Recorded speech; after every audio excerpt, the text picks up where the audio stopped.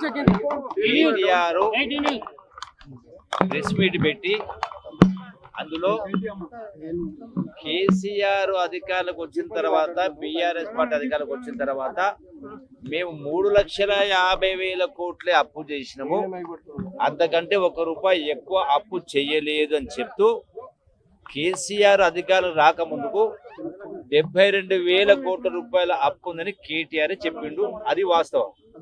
ఏది 72,000 కోట్లది 2014-15 సంవత్సరం అంటే కేసీఆర్ ముఖ్యమంత్రి అయినప్పటికీ 72,658 కోట్ల రూపాయలు రాష్ట్ర ప్రభుత్వం అప్పు ఉంది. అంటే 64 సంవత్సరాలు 18 మంది ముఖ్యమంత్రి పరిపాలన చేస్తే రాష్ట్రం పైన ఉన్న అప్పు 72,658 కోట్లని కేటీఆర్ స్పష్టంగా ఒప్పుకోవడం జరిగింది. రెండవది ఇంకో మాట ఏమన్నాడు, కేసీఆర్ అధికారం వచ్చినాక మరోగా 3,50,000 కోట్ల రూపాయలు మాత్రమే అప్పు చేసిన, అమ్మతోడు అంతకంటే ₹1 ఎక్కువ అప్పు చెయ్యలేదని కేటీఆర్ చెప్పిండు, హరీష్ రావు చెప్పిండు, కేసీఆర్ అందరూ చెప్పిండు. మరి అదే వాస్తవం అయితే ఈ రోజున రాష్ట్ర ప్రభుత్వం అంటే FRBM లోన్ అంటే రాష్ట్ర ప్రభుత్వం ఖజానా నుంచి 3,89,673 కోట్ల రూపాయలు FRBM కింద లోన్ తీసుకున్నారు. మళ్ళీ అది కాకుండా రాష్ట్ర ప్రభుత్వం గ్యారంటీలు ఇచ్చి 2,82,084 కోట్ల రూపాయలు. ఇవన్నీ కూడా లెక్కలు రాష్ట్ర ప్రభుత్వం ఇచ్చినటువంటి ఆర్థిక శాఖ సెక్రటరీ సందీప్ సుల్తానియా గారు ఈ రోజు నాకు ఉదయం పంపించిన లెక్కలు చూసి చెప్తా ఉన్నారు. మరి ఈ రెండు కలిపితే 6,71,000 కోట్ల రూపాయలు. దీంతో పాటుగా పెండింగ్ బిల్లులు 40,000 కోట్ల రూపాయలు. దీంతో పాటుగా ఎంప్లాయీస్ బిల్స్, దీంతో పాటుగా మరొక 80,000 కోట్ల రూపాయలు కరెంటు పైన బకాయిలు, కరెంటు విద్యుత్ సంస్థల పైన. అంటే ఇవన్నీ కలిపి అంటే ఆ 72,000 కోట్లు తీసేస్తే 7,30,000 కోట్ల రూపాయల అప్పు స్పష్టంగా కనపడతా ఉంది. ఇంకోటి ఇవాళ ఏం చెప్తున్నారు వాళ్ళు, ఎందుకు ఆ మాట 3,00,000 కోట్లు అంటున్నారు అంటే, ఏవైతే 2,82,000 కోట్లు అప్పు చేసిండ్రో అది దేనికోసం చేసిండ్రు, అంతకుముందు వచ్చిన 3,00,000 కాకుండా 2,00,000 లెక్క చెప్తారు. దేనికి వాళ్ళు ఏమంటారు, ఇది మా ప్రభుత్వం అప్పు చేయలేదు, ఏమంటారు, కాళేశ్వరం ప్రాజెక్టు ఇరిగేషన్ ప్రాజెక్టు కోసం 74,590 కోట్ల రూపాయలు చేసింది. ఈ అప్పు మేము చేయలేదు, కార్పొరేషన్ చేసింది అంటున్నారు. అంటే ఈ అప్పు కార్పొరేషన్ చేస్తే దేనికోసం కట్టింది, కాళేశ్వరం ప్రాజెక్టు కానీ ఇరిగేషన్ కానీ రైతుల కోసం. అంటే ఈ 74,000 కోట్ల రూపాయలు రైతులకి వెళ్ళి వసూలు చేస్తారా, చెప్పాలి కదా. మరి అట్లనే వాటర్ రిసోర్స్ కింద వాటర్ రెడ్డి కింద 14,000 కోట్లు. అంటే మంచినీళ్లు తాగటానికి ఏదైతే మిషన్ బగిట మాట్లాడిందో 14,000 కోట్లు చేసారు. అంటే ఈ 14,000 కోట్లు నీళ్లు తాగుతున్న ప్రజలకి వెళ్ళి వసూలు చేసి కడతారా, చెప్పాలి కదా. అట్లనే తెలంగాణ డ్రింకింగ్ వాటర్ కార్పొరేషన్ 20,200 కోట్లు. అట్లనే హౌసింగ్ కార్పొరేషన్ 6,470 కోట్లు. అంటే ఆ ప్రజల దగ్గర ఎవరికైతే మీరు గతంలో డబ్బులు పెట్టి ఇస్తే వాళ్ళకి డబ్బులు వసూలు చేస్తారా. అట్లనే టీఎస్ రోడ్ డెవలప్మెంట్ కార్పొరేషన్ 2,951 కోట్లు. అట్లాగే Telangana state civil supplies corporation పేరు మీద 56,000 కోట్ల రూపాయలు. సదరన్ పవర్ కార్పొరేషన్ 17,000 కోట్ల రూపాయలు. నార్దర్న్ పవర్ కార్పొరేషన్ 12,000 కోట్ల రూపాయలు. అంటే ఈ రకంగా మరి అప్పులు చేసి, ఈ అప్పులు ప్రభుత్వమే కట్టింది కదా. కేసీఆర్ ముఖ్యమంత్రి ఉన్నప్పుడు కూడా ఈ అప్పులకు వడ్డీలు ప్రభుత్వమే కట్టింది కదా.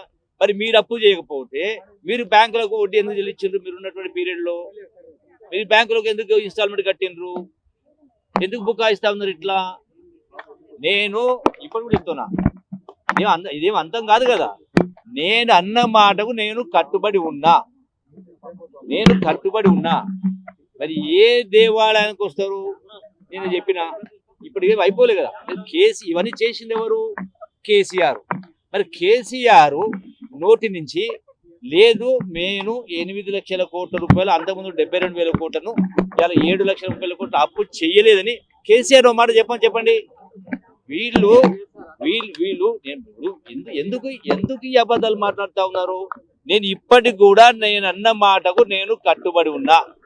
నేను రాజీనామా చేయడానికి సిద్ధంగా ఉన్నా. సిద్ధంగా ఉన్నా. ఇప్పుడు మళ్ళీ ఈ లెక్కల సంగతి ఏంది ఇది చెప్పాలి కదా. కాళేశ్వరం ప్రాజెక్టు మేము అప్పు చేసింది కార్పొరేషన్ చేసింది, మేము చేయలేదు, ప్రభుత్వం చేయలేదు అంటున్నారు.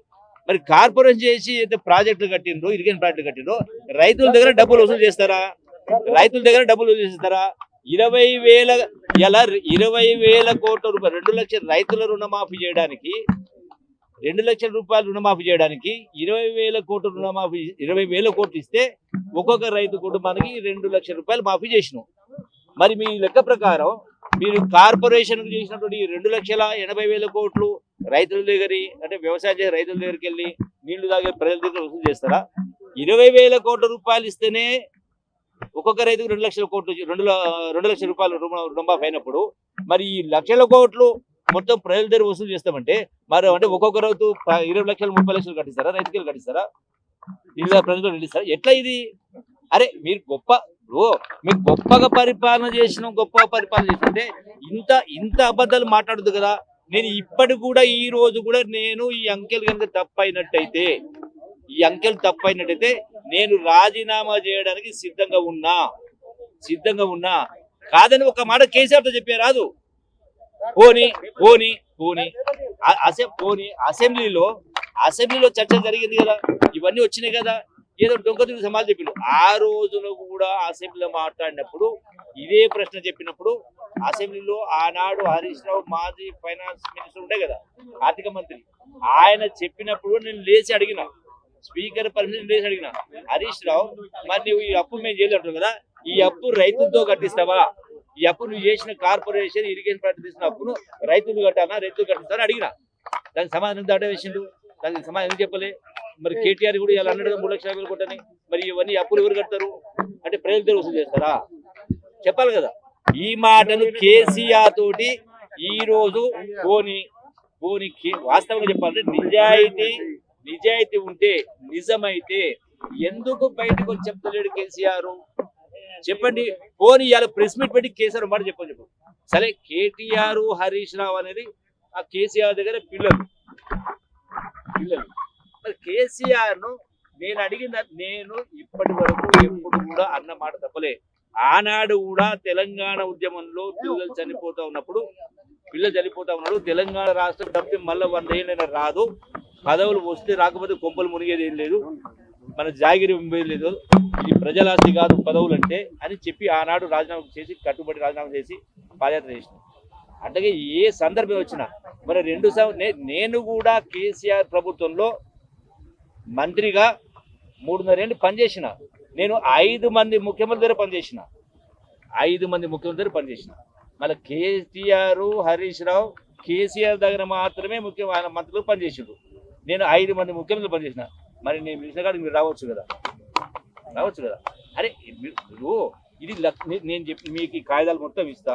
దీనిలో ఒక్క అంకె కానీ తప్పు ఉన్నటువంటి అబద్ధం ఉన్నట్టయితే నేను ఏ శిక్షకైనా సిద్ధం. నేను నా మంత్రి పదవికి ఎమ్మెల్యే పదవి రాజీనామా చేస్తా సిద్ధంగా ఉన్నా. నేను ఎప్పుడు కూడా అబద్ధాలు మాట్లాడను. ప్రజలు తప్పుంటే తప్పని చెప్తాను.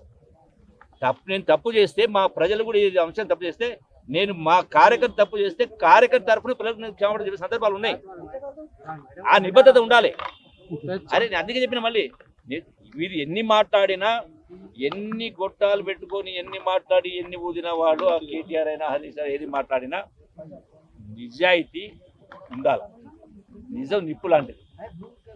ఎందుకు ఇంకా ఇంత అసెంబ్లీ చర్చ జరిగినా ఇంకా మీరు బుకాయించే ప్రయత్నం చేస్తారు? కరెక్ట్ కాదు.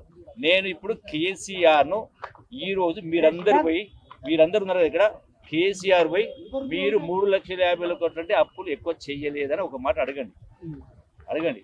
నేను రమ్మని పిలుస్తున్నా కేసీఆర్ను. ఏ కిరీటం కింద పడిపోదు. సరే సీటు పోయిందేమో కానీ కిరీటం కింద పడదు. నేను పిలుస్తున్నా. పోనీ జూపల్లి నగర మంత్రి పని ఆయన పిలిస్తే నేను పోయిందని వాళ్ళు అనుకుంటే మీరందరూ మీడియా మీద చక్కగా పోయి కేటీఆర్ దగ్గర ఈ గొట్టాలు కేసీఆర్ కూడా పెట్టండి. ఇది జూపల్లి గారు ఇట్లా అన్నారు. పోనీ మీ నోటికి ఒక మాట చెప్పమంటున్నారు. మీరు 3,50,000 కోట్లు అప్పు చేసినా మిషన్ భగీరథ పేరు మీద, ఇరిగేషన్ ప్రాజెక్టుల మీద, డ్యామ్ల మీద, కాళేశ్వరం పని ఇవన్నీ చేసింది కదా, ఇవన్నీ ప్రజలతో కట్టిస్తారా? అదైనా చెప్పండి, ఇదైనా చెప్పండి. పోనీ మీరు ప్రజలతో కట్టిస్తారు అని అంటే సరే, నేను మీరు అప్పు చేయాలి అనుకుంటా. ఇదేనా చెప్పాలి, అదే చెప్పాలి కదా. ఈ మాటను కేసీఆర్ను పోయి మీరు అడగండి, ఆయన నుంచి సమాధానం రాబట్టండి. నేను నా మాటకు కట్టుబడి ఉన్నా, నేను స్పష్టంగా కట్టుబడి ఉన్నా, ఒకటి కాదు 100 సార్లు చెప్తా ఉన్నా. మీరు బీఆర్ఎస్ ఆఫీస్ కి వస్తానన్నారు, వాళ్ళు మీకోసం ఏర్పాటు చేశారు.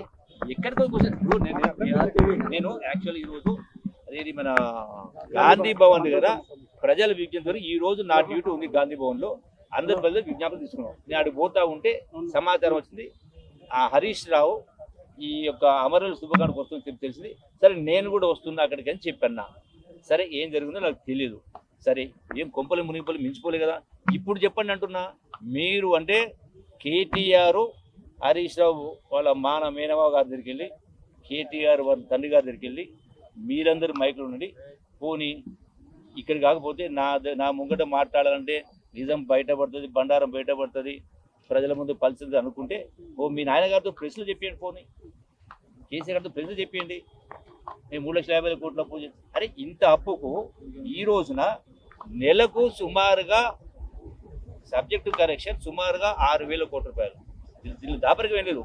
ఈ 8 లక్షల కోట్ల అప్పుకు బ్యాంకు వడ్డీ గత ప్రభుత్వాలు 7%, 8%, 9% రిజర్వ్ అప్పు తెచ్చుకునేది. అంటే సంవత్సరానికి, అంటే నెలకు 70% పడేది.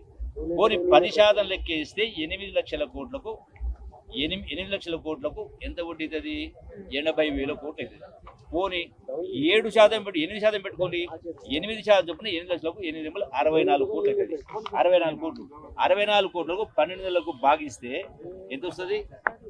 6,000 కోట్లు అవుతుంది కదా, 1272 సుమారుగా. అంటే సుమారుగా 6,000 కోట్ల నెలకు వడ్డీ కడతాం. నెలకు 6,000 కోట్లు కూడా వడ్డీ కడతా ఉన్నామంటే సంవత్సరానికి సుమారుగా 70,000 కోట్లు వడ్డీ కడతాం. మరి ఆ వడ్డీ కట్టిన లెక్క కూడా ఉంది. ఈ మధ్య కాలంలో వడ్డీ కట్టినటువంటిది సుమారుగా 1,80,000 కోట్ల రూపాయలు. 1,80,000 కోట్ల రూపాయలు వడ్డీ కూడా చెల్లించడం జరిగింది. ఇది కాదని చెప్పండి. ఇది మొత్తం మీకు అందరికి వాట్సాప్ షేర్ చేస్తా. సందీప్ సుల్తానియా గారు, సెక్రటరీ గారు, ఫైనాన్స్ సెక్రటరీ, ఆర్థిక శాఖ మాత్రం పంపిన లెక్కను మీ అందరికి వాట్సాప్ షేర్ చేస్తా. ఇది నిజం అవ్వదో ఇవి కేసీఆర్ కు కలిసి చూపించి మీరు ఆడ ఇక్కడ దాకా వచ్చింది కదా, ఇక్కడ దాకా. సరే కేసీఆర్ గారు ఫామ్ హౌస్ ఉన్నారా, బంజారాస్ ఉన్నారా, జూబ్లీస్ ఉన్నారా, ఎక్కడ తెలియదు. ఏడ ఉంటే ఆడికి మేము మీకు బండ్లు ఏర్పాటు చేస్తాం.